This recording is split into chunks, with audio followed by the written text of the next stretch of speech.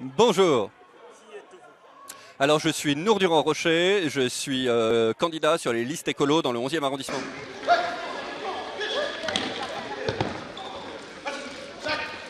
Ces jeunes sont très heureux de vous avoir ici dans leur quartier.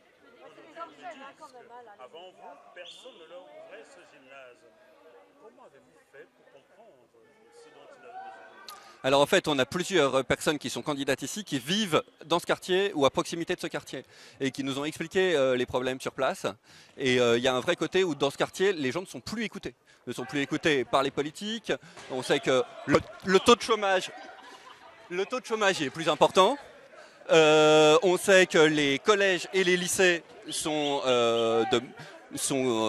tous dans les mêmes endroits et qu'on les oriente vers des carrières pro ou techno. C'est-à-dire que c'est le classique des quartiers où on laisse le déclassement se faire, alors qu'on devrait faire le contraire. On est dans une ville riche, tout le monde devrait avoir le droit d'avoir les mêmes chances dans la ville. Et donc nous, ce qu'on dit, c'est qu'au contraire, il faut y aller, être à l'écoute des habitants et leur laisser les établissements publics. Que c'est pas possible de. C'est une accusation assez grave, Nour. Vous semblez dire que vos prédécesseurs, vos adversaires politiques ont ségrégationné ce point de la vie. Moi, je pense vraiment qu'il y a une partie de la ville qui est délaissée. Et en partie parce qu'on sait qu'ici, dans ces quartiers, les gens ne votent pas. Et que comme l'ambition de la plupart des politiques est d'être réélus, ils ne s'intéressent pas aux gens qui ne votent pas. Et donc, il y a deux enjeux. Il y a un enjeu qui est de montrer qu'en fait, quand on est en campagne, on va essayer de s'engager au service des autres, mais est-ce qu'on va vraiment y arriver?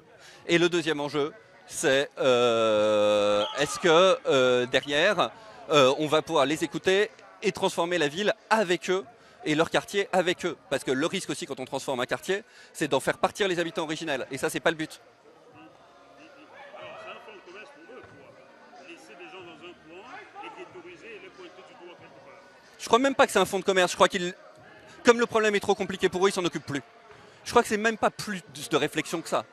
Je crois que c'est de la médiocrité. Je pense même pas qu'ils pensent à mal. Je crois que c'est juste de la mauvaise politique.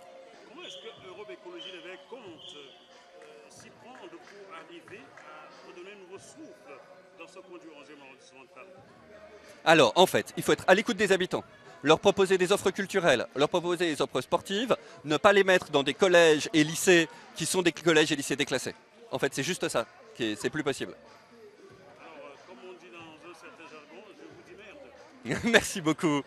Merci. Il y a un qui danse à votre peau là. Super, on va ça.